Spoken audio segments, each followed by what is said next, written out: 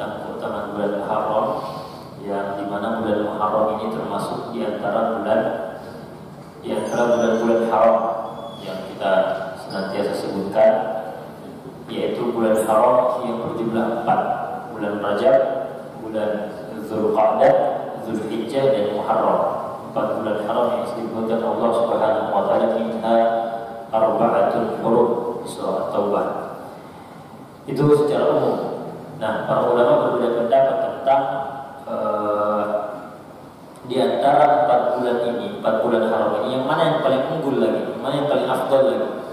Jadi, kalau disebutkan 4 bulan haram ini afdal dibanding bulan-bulan yang lainnya, selain bulan Ramadan tentu saja, maka di antara 4 ini, bulan yang mana yang paling unggul, yang paling afdal?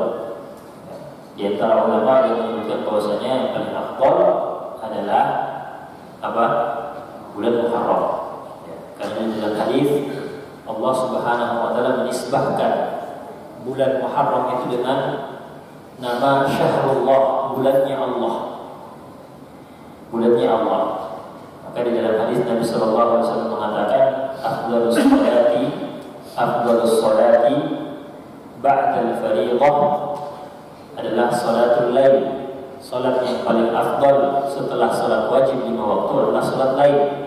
Afdalus siyami ba'da Ramadan, dan siap puasa yang paling afdal setelah Ramadan adalah Syahrullahil Muharram, berpuasa di bulan Allah, bulannya Allah, yaitu bulan Muharram.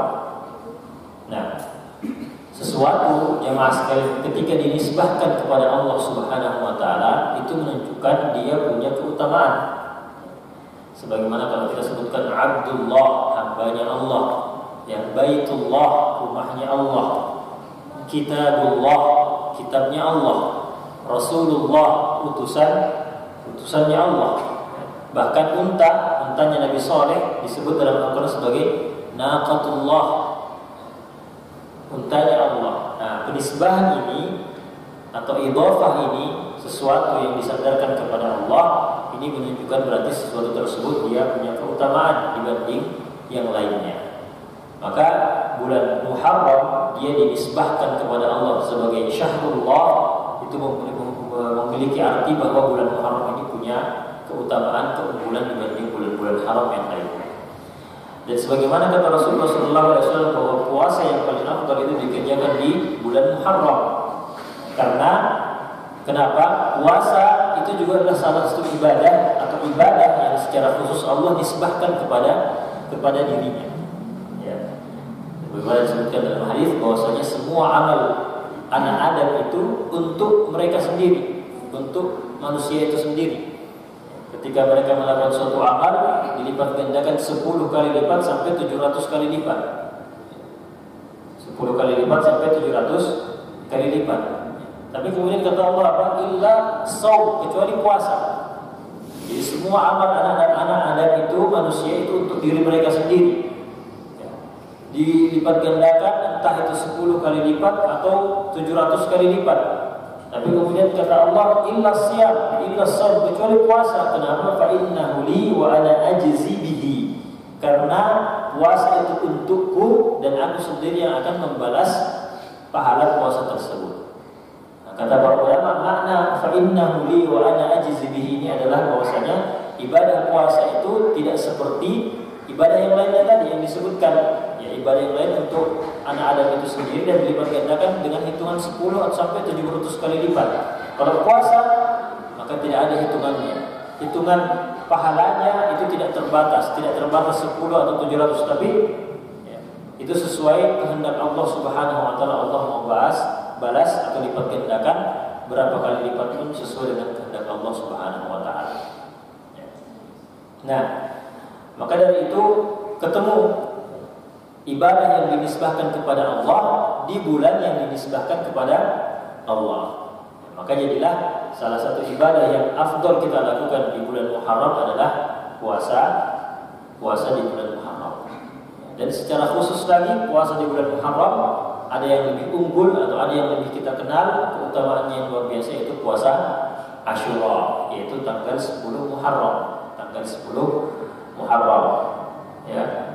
Dan disebutkan Nabi SAW mengatakan ahtasibu 'ala Allahi an yukaffira as-sanata allati qablaha, bahwa keutamaan puasa Muharram adalah dihapuskannya dosa-dosa setahun sebelumnya. Beda dengan Arafah. Kalau Arafah itu 2 tahun, setahun sebelumnya dan setahun setelahnya.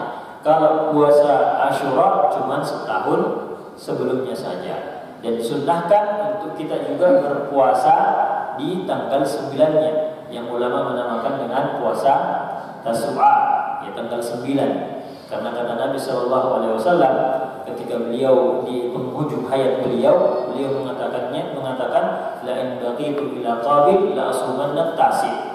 Kalau saya bisa masih hidup sampai tahun depan, saya betul-betul akan puasa di tanggal 9-nya. Jadi ceritanya kan Nabi SAW itu, kita cerita tentang puasa Asyura.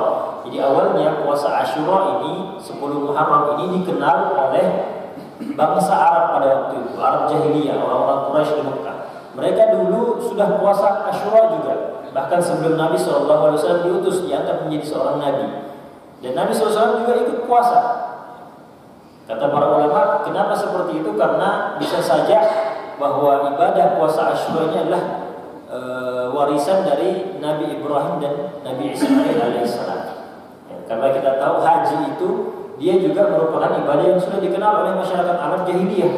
Ini karena apa? Karena memang Nabi Ibrahim yang mewariskan ibadah tersebut. Walaupun pada perjalanannya orang-orang Quraisy ini justru membelot dan kemudian menyembah berhala, tapi ibadah hajinya masih ada, masih membekas di masyarakat Arab pada waktu itu. Nah, salah satunya juga selain haji adalah puasa Asyura tersebut. Jadi sebelum Nabi diutus, mereka sudah puasa Asyura. Begitu juga Nabi SAW, beliau sudah ikut puasa. Nah, setelah beliau diutus menjadi Nabi, beliau kemudian berhenti, tidak lagi kemudian mengikuti orang-orang musyrik Quraisy. Nah, ternyata setelah hijrah ke Madinah, Nabi SAW diperintahkan kembali untuk berpuasa.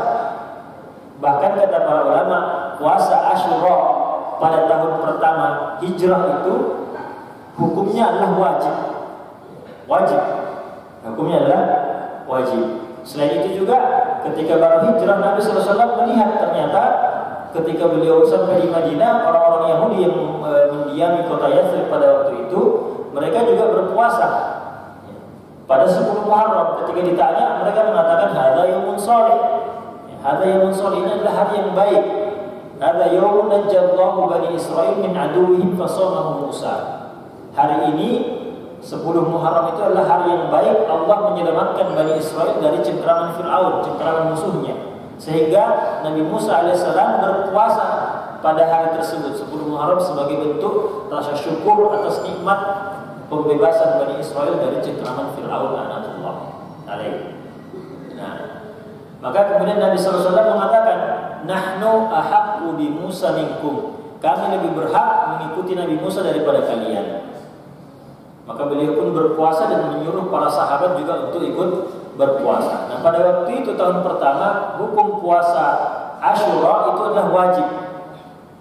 Tapi kemudian tahun depannya, tahun kedua, hukum puasa Asyura itu gugur kewajibannya, diganti dengan pensyariatan puasa Ramadan. Jadi ketika puasa Ramadan turun, syariat Ramadan turun, puasa Ramadan, maka puasa Asyura pun kembali menjadi puasa sunnah, tidak wajib. Nah, pada waktu itu jemaah sekalian, Nabi SAW masih puasa tanggal 10, menganjurkan puasa tanggal 10.